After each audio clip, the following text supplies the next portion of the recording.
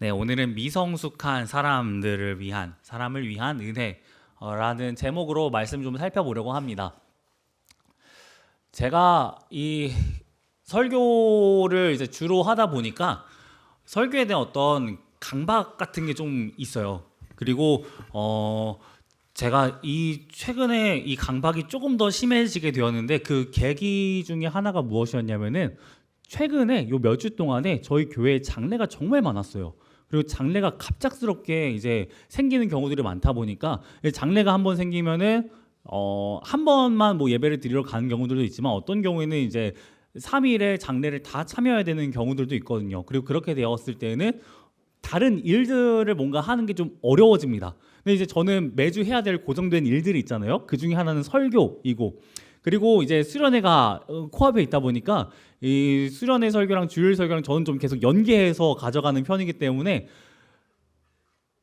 지금 제 머릿속에 설교를 어느 정도까지 지금 저기를 해놓고 있냐면 저는 한 달 반 정도의 설교를 지금 저기를 저장을 해놓고 있습니다. 여기서 이제 계속해서 넣다 뺐다 넣다 뺐다 이렇게 가져가고 있어요. 그리고 여기서 이제 주중 설교나 뭐 이제 주일 설교들도 가져가고 있습니다. 그러면은 설교가 한 8편 정도가 돼요. 이 정도를 미리 준비를 해놓습니다.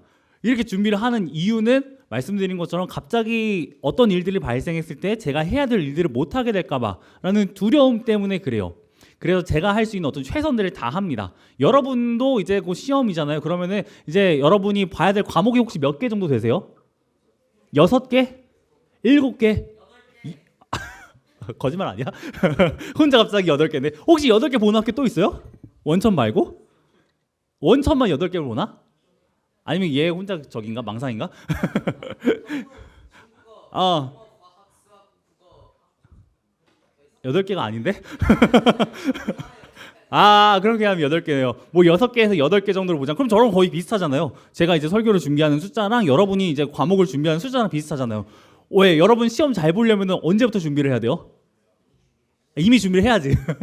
이미 준비를 해서 쭉쭉쭉 나가야 되잖아요. 그렇게 했었을 때 우리가 이제 시험을 잘 볼 수 있을 거라 기대를 하게 되잖아.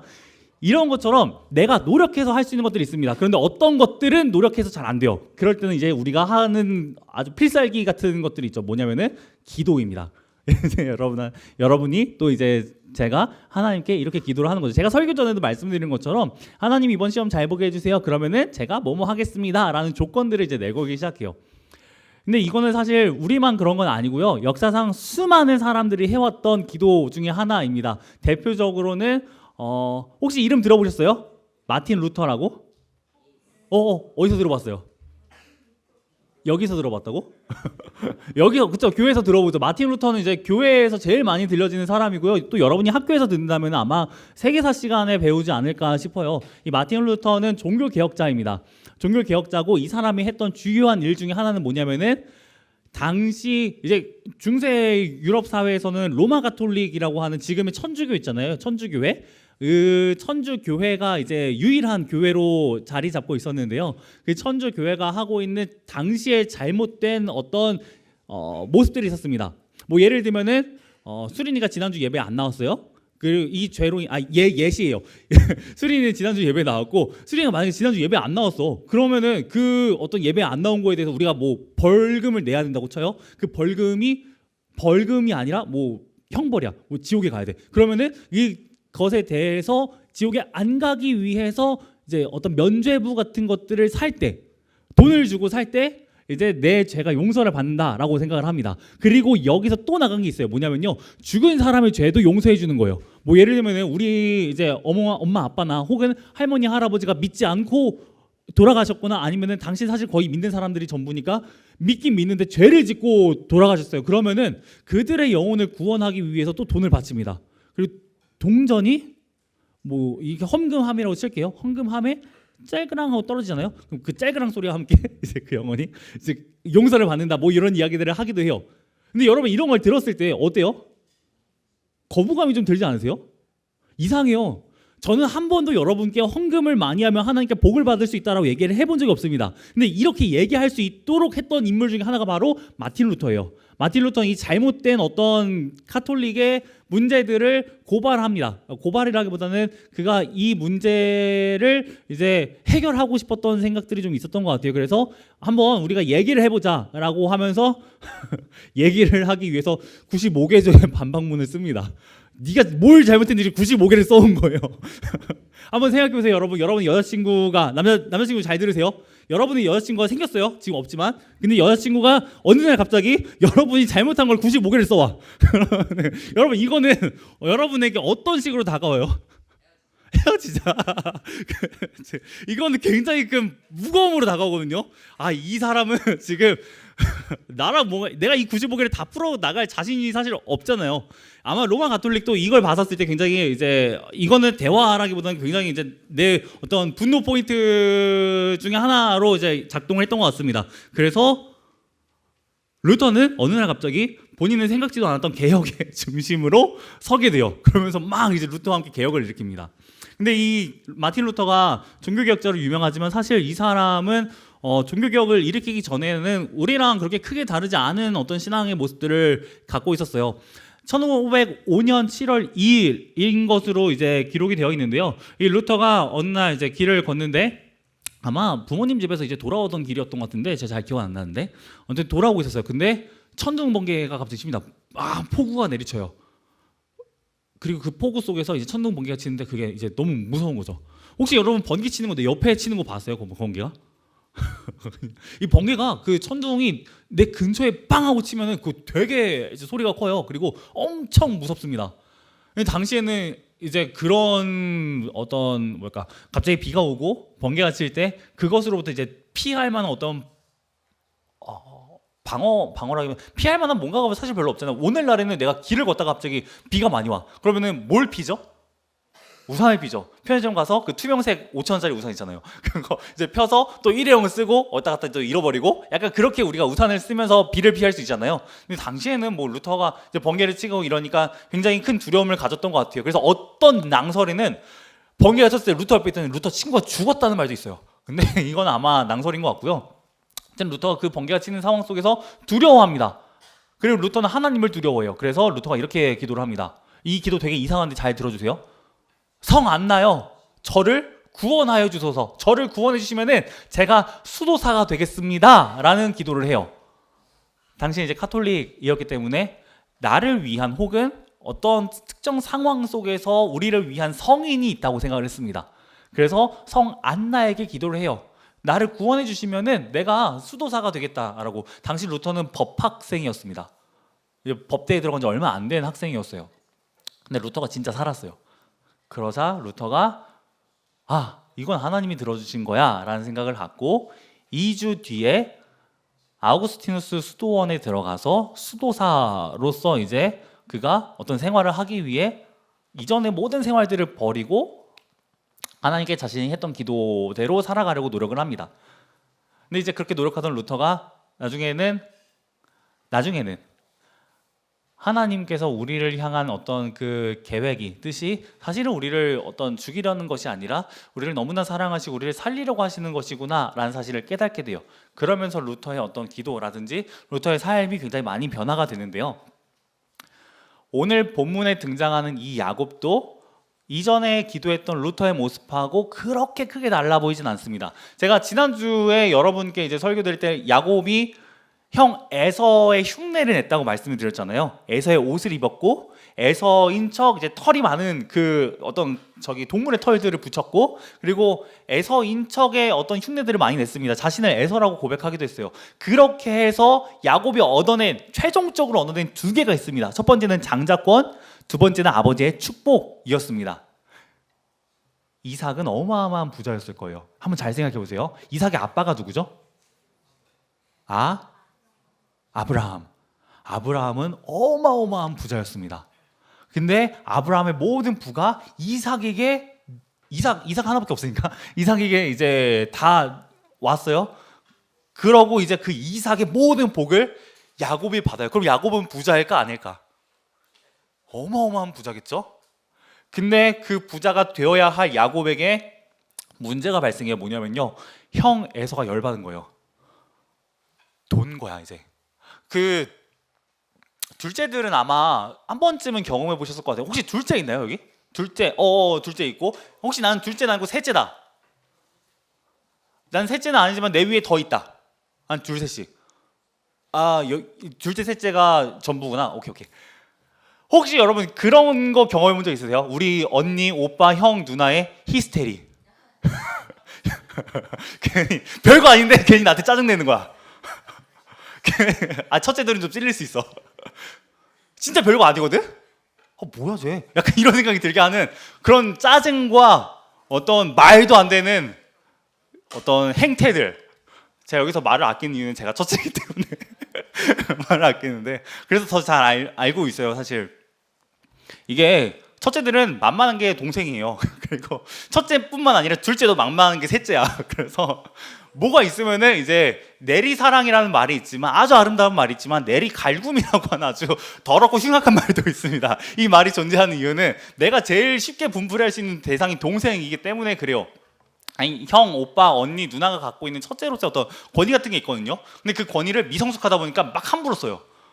내 기분에 따라서 동생을 막 대합니다. 그걸 아마 둘째, 셋째들은 경험해 보셨을 거예요. 혹시 경험해 보셨어요, 여러분?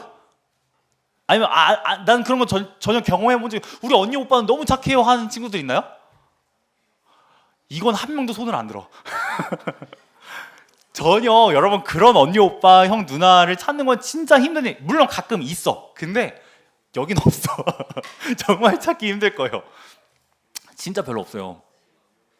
근데 형 에서가 어떤 사람이라고 했죠? 아마 제 생각에는 사실 싸워봤는지는 잘 모르겠지만 사자를 만나면 사자를 찢을 수 있는 그런 어마어마한 사냥꾼, 어마어마하게 힘이 센 사람. 실제로 찢을 수 있을지는 모르겠지만 근데 굉장히 힘이 셌을 거예요. 왜냐하면 동생 야곱만 봐도요, 보통 성인 남성보다 힘이 두세 배는 셌어요. 진짜로요.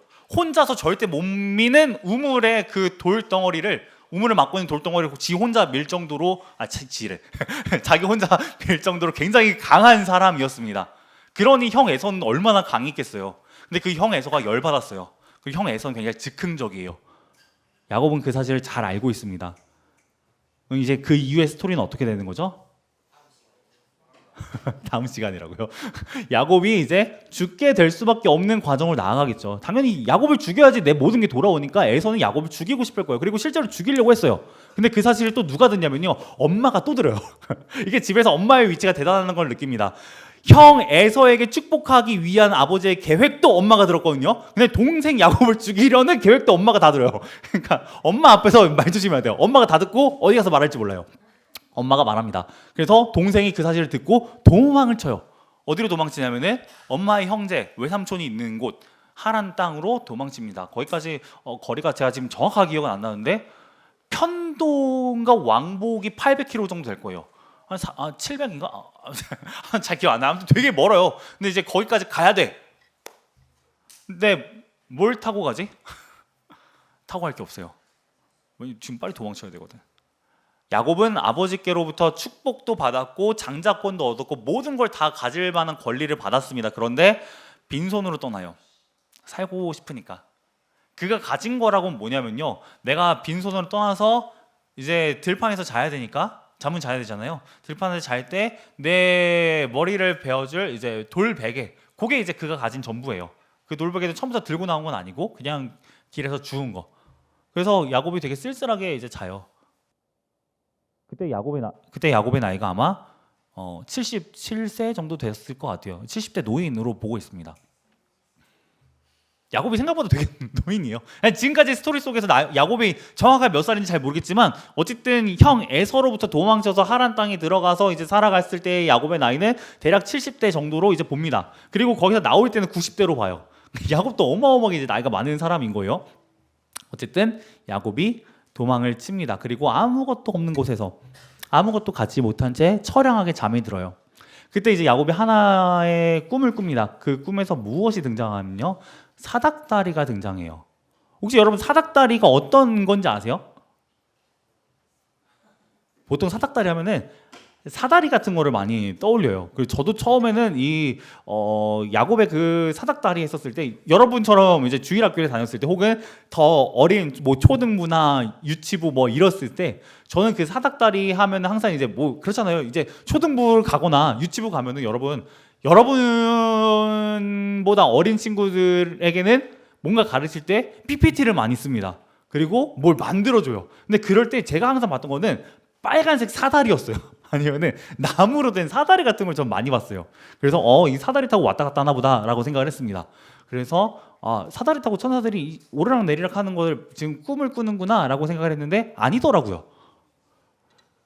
세계사를 배운 친구들은 한 번쯤 들어보셨을 것 같은데 혹시 지구라트라고 들어보셨어요?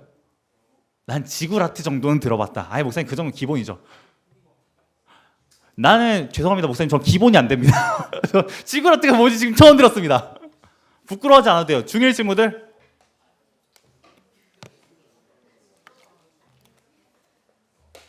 그래도 여러분 중1 때 듣는 거 자체가 대단한 거예요. 저는 진짜 이거 되게 늦게 알았거든요. 지구라트가 뭐예요? 아는 친구들 지구라트가 뭐예요? 신전 어떻게 생겼죠? 약간 피라미드처럼 생겼죠. 이 사닥다리가 지금 그거 말하는 거예요. 이 사닥다리가 지금 그 지구라트를 얘기하고 있는 겁니다. 그럴 가능성이 굉장히 높아요. 그럼 이제 그 위태위태한 다리는 아니겠죠?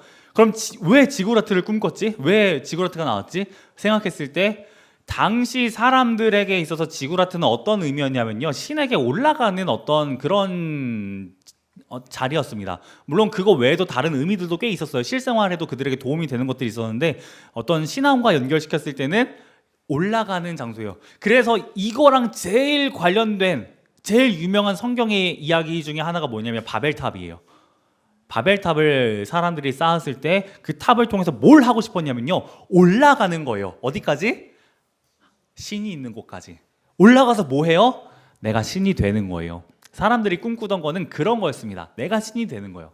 그래서 그 지구라트를 쌓았습니다. 근데 야곱의 꿈에 그게 나온 거예요. 근데 꿈에 그게 나왔는데 좀 이상해요. 기능이.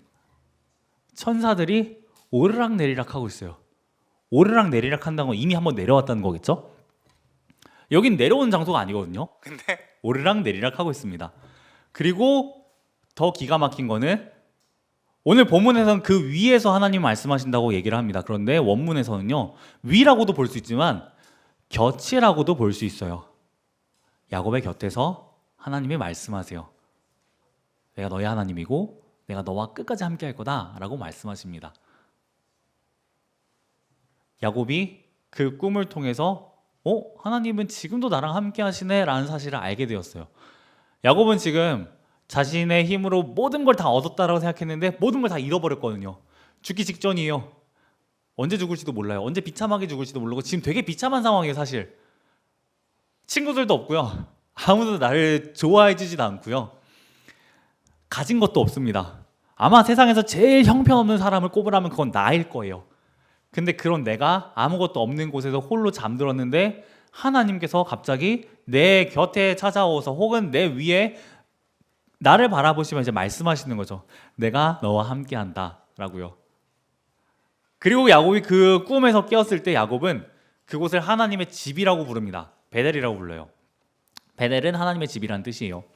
그러고 야곱이 이렇게 기도해요.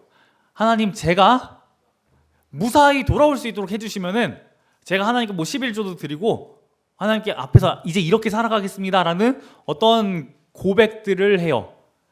이 기도가 제가 앞서 여러분께 얘기 드렸던 기도랑 되게 비슷하지 않아요? 하나님 저에게 뭐 해주시면은 제가 이렇게 할게요. 제가 무사히 돌아올 수 있도록 해주시면 제가 11조 드리겠습니다 라는 기도가 하나님 제가 원하는 게 있어요. 이 원하는 걸 들어주시면은 저는 앞으로 하나님께 열심히 살아갈게요 라는 기도를 되게 비슷하지 않아요? 저는 여러분 나이 때 되게 많이 있었어요. 시험을 앞두고도 해봤고 중요한 일들을 앞두고도 이런 기도들을 해봤습니다. 이런 기도를 했을 때 어떤 때에 하나님이 들어주세요. 근데 어떤 때는 안 들어주세요. 그리고 저는 안 들어주시면 제가 내건 조건대로 살지 않았고요. 제가 들어주실 때는 제가 내건 조건에 최대한 열심히 맞게 살아가려고 노력을 했습니다. 그냥 그렇게 살았어요. 근데 오늘 본문을 보시면은 주의 깊게 보시면 뭐가 등장을 하냐면요. 야곱이 기도하기 전에 하나님이 뭘 하시는지가 등장을 하는 거죠. 야곱이 하나님께 하나님 이거 해주시면 제가 이렇게 할게요 라는 그 기도를 하기 전에 하나님은 뭘 하시냐면요, 그냥 아무것도 없고 아무것도 할 수 없는 야곱에게 찾아와 주세요. 그에게 나타나십니다. 그것도 당시 살던 사람들이 신에게서 절대 기대할 수 없는 것으로 나타나 주세요. 신은 절대 이 땅에 내려올 수 없는 존재인데 그 신적인 존재가 이 땅에 내 곁에, 초라한 내 곁에 내려와 주시는 거죠. 신은 절대 그렇게 할 리가 없는데 싶은 그거를 하나님께서 하신 거죠. 그리고 저는 이게 저와 여러분에게도 유효하다라는 말씀을 드리고 싶습니다. 왜냐하면은 하나님께서는 정말로 그 사닥다리 밑으로 내려오셨기 때문에 그렇습니다. 그분이 사닥다리로 내려오도록 했던 그분의 사닥다리는 무엇이었냐면요, 마리아의 몸이었죠. 처녀의 몸에서 성령으로 잉태되어 이 땅에 아기로 태어나시고, 그리고 우리와 같이 사람으로 살아가시고, 정말 우리의 곁에서 평생을 살아가셨던, 그리고 우리를 위해서 나무 위에 매달려 죽으신 그 하나님이 저와 여러분의 하나님이죠. 이 야곱의 이야기는 단순히 오래전에 살았던 그 70대 노인의 하나님의 이야기를 담은 게 아니라 저와 여러분의 하나님이 이와 같으시다라는 것들을 알려주는 겁니다. 하나님은 늘 한결같으시다라는 걸 보여주는 거예요. 우리는 조건에 따라서 하나님께 열심히 할 때도 있고요, 그렇지 않을 때도 있어요. 그런데 하나님은 그것과 전혀 상관없이 우리를 위해서 늘 한결같이 최선을 다하시는 분입니다. 그리고 늘 우리의 곁으로 내려와 주시는 분이세요. 이게 우리 가운데 얼마나 큰 은혜냐면요, 내가 하나님께 드릴 것이 아무것도 없어요. 내가 하나님을 위해서 뭔가 할 것도 없어요. 심지어 나는 해본 것도 없어요. 근데 그럼에도 불구하고 하나님은 우리 곁에 찾아와 주세요. 여러분 자신이 여러분은 스스로를 어떻게 생각하시는지 제가 잘 모르겠어요. 그런데 아마 어떤 친구들은 내가 이 자리에서 그래도 좀 나은 편이지 생각하는 친구들도 있을 거고요, 어떤 친구들은 평균 정도는 되지 않을까 싶을 수도 있습니다. 그리고 어떤 친구들은 나는 사실 이 자리에서 내가 생각했던 거, 내가 살아왔던 것들을 하나하나 고백하기 너무너무 부끄러워. 왜냐면은 그랬을 때는 내가 이 자리에 있는 사람들 중에서 제일 못난 사람처럼 보여질까 봐 라고 생각할 수도 있어요. 근데 여러분이 여러분 스스로를 어떻게 생각하고 사람들이 여러분을 어떻게 바라보든 하나님께서 여러분을 바라보실 때 그것하고는 다를 거예요. 왜냐하면 하나님은 여러분을 정말 사랑하신다라고 말씀하시거든요. 그래서 여러분이 아무것도 갖지 못한 때, 여러분이 뭐 하나님께 드릴 것도 없어서 조건조차 못 걸 그때에도 하나님이 여러분을 위해서 이 땅에 내려와 주실 정도로 여러분을 사랑하시는 분이라고 성경은 말합니다. 그리고 이게 미성숙한 사람들을 위한 은혜예요. 하나님은 처음부터 우리가 완벽하기 때문에 우리의 곁에 찾아와 주시는 분이 아닙니다. 여러분이 진짜 찌질하고, 여러분이 진짜 못났고 악독하며 동생을 정말 함부로 대하고, 그리고 여러분이 부모님을 향해서 날선 이야기를 하는 아주 쓰레기 같은 자녀일지라도요, 그리고 여러분이 학교에서는 정말 가식적으로 살아가고, 아무리 여러분 자신이 여러분 스스로를 생각했을 때 와, 정말 나와 같이 이렇게 마음이 다른 사람이 있을까, 나와 같이 악한 사람이 있을까 싶을지라도요, 괜찮아요. 하나님께서 여러분을 사랑하십니다. 그런 여러분을 위해서 그분은 이 땅에 이미 내려오셨습니다. 이게 저 여러분의 소망이에요. 이게 그래서 제가 여러분께 유효하다라고 말씀을 드리는 거예요. 그리고 그 은혜가 설교를 마치라는 거군요. 그리고 그 은혜가, 이 얘기만 하고 마칠게요. 그리고 그 은혜가 우리를 어떤 방식으로 바꿀 거냐면요, 우리를 성숙하게 만들어 줄 거예요. 이제 야곱의 이야기가 곧 끝납니다. 한 달 뒤면 야곱의 이야기는 이제 거의 끝날 거예요. 그리고 요셉의 이야기를 7월부터 살펴볼 거예요. 야곱의 이야기 끝날 때 사실 야곱의 그 이야기가 끝날 때까지 야곱은 계속 미성숙해. 진짜 장난 아니에요. 근데 맨 마지막에 7월 말에 갔을 때 여러분과 제가 보게 될 야곱의 모습은 조금은 성숙해져요. 그러지 못할 것 같은 사람이고 이미 늙디 늙은 사람이에요. 나이가 들면 들수록 이 사람이 잘 안 바뀌는 부분들이 있어요. 고집스러워지는 게 있고요. 좋아하는 것만 좋아하는 모습들이 생깁니다. 이거는 제가 누군가를 비하하는 게 아니라 저희 할머니가 저한테 해주신 얘기예요.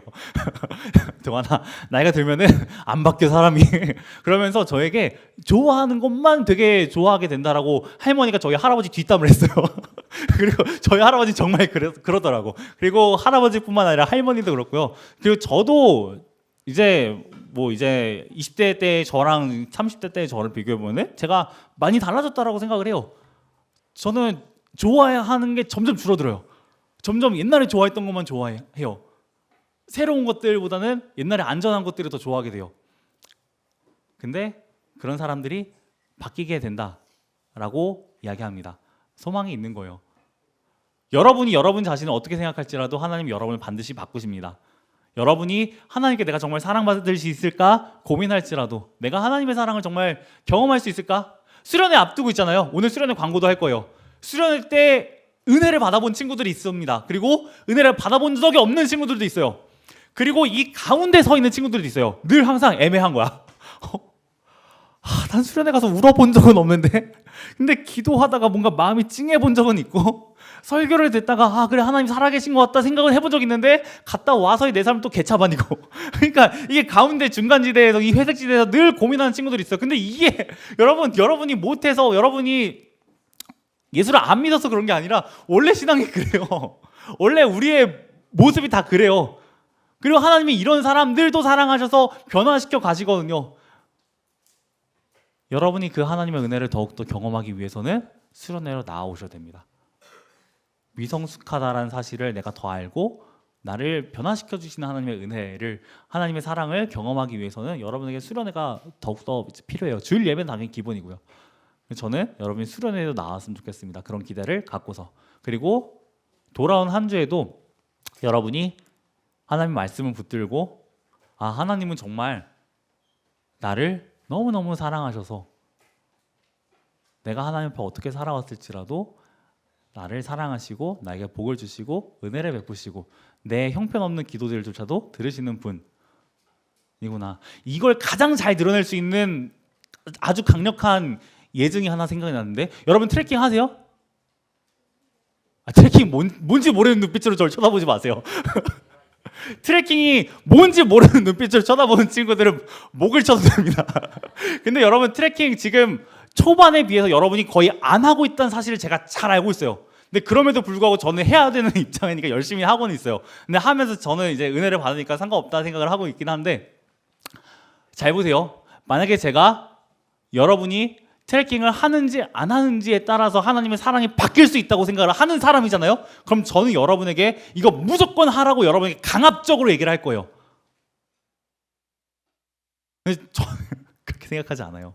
물론 여러분이 이걸 함으로써 하나님 사랑을 더 누릴 수 있다는 거 확신합니다.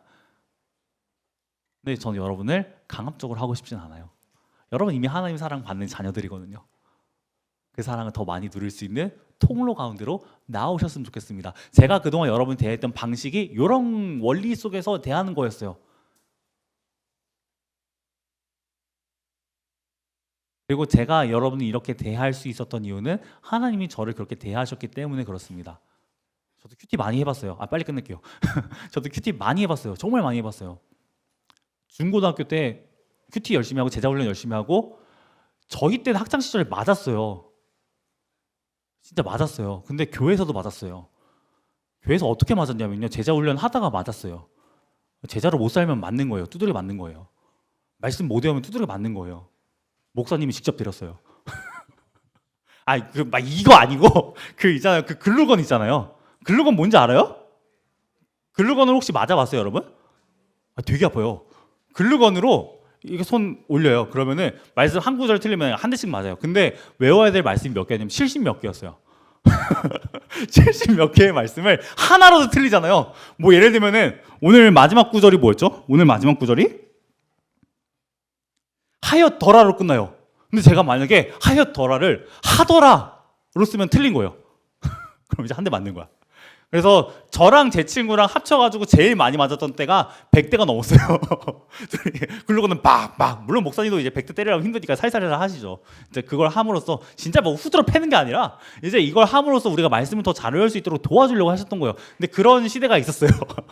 근데 그런 시대 속에서 큐티를 해봤어요. 큐티를 해보니까 좋긴 좋았어요. 근데 그 훈련이 끝나니까 안 하게 되더라고. 그 훈련이 끝나니까 이제 안 맞아도 되네? 안 하게 됐습니다. 하나님을 향한 저의 사랑은 되게 조건적이었다는 걸 제가 봐요. 근데 제가 커보니까 하나님의 사랑은 그렇지 않아요. 조건적이지 않습니다. 무조건적이에요. 그래서 저는 여러분을 그런 방식으로 대하지 않을 수 있게 된 거예요. 그리고 저는 여러분이 알았으면 좋겠습니다. 하나님이 여러분을 얼마나 사랑하시는지 내가 있는 자리에서 내려올 정도로 여러분을 사랑하세요. 그 하나님의 사랑을 여러분 돌아온 한 주 트래킹이든 아니면은 여러분이 가정에서 나누는 말씀이든 말씀을 통해서 꼭 경험하셨으면 좋겠습니다. 우리 같이 기도하도록 하겠습니다. 우리 같이 기도할 때 이러한 기도 제목 갖고 기도하기를 원합니다.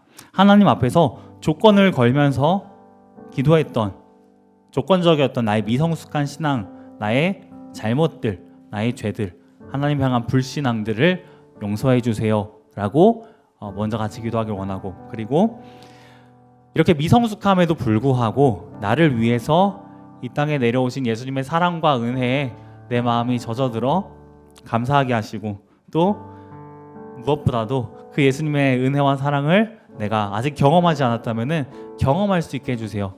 나를 위해 이 땅에 내려오시는 그 예수님의 놀라운 사랑을 내가 알 수 있게 해주세요. 우리 이러한 기도의 제목들 가지고 같이 기도하며 나아가도록 하겠습니다.